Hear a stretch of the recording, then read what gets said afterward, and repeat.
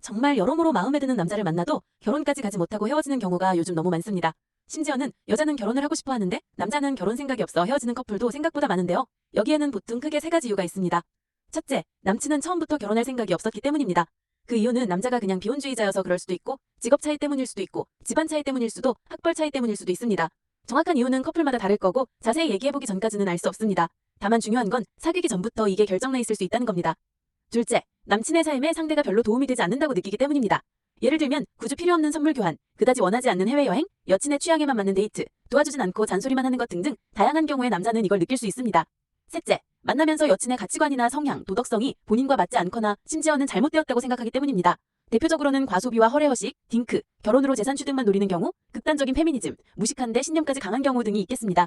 물론 남자 입장에서는 그냥 아직 결혼 준비가 되지 않아서 결혼 생각이 없는 걸 수도 있습니다.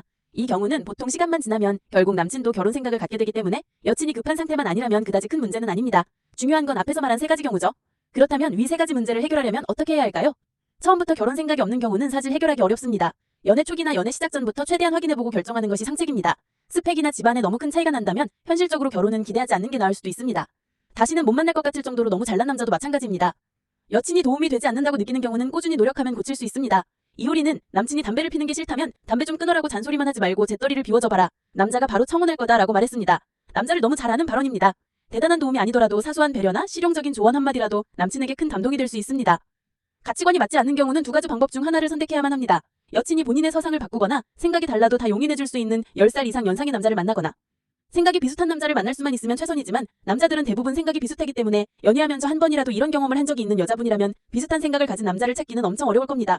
결국 내가 생각을 바꾸거나 내 생각을 다 받아줄 만한 사람을 만나는 것이 현실적입니다. 만약 남친이 청혼을 하게 만드는 더 좋은 방법이 있다면 댓글에 공유해주세요.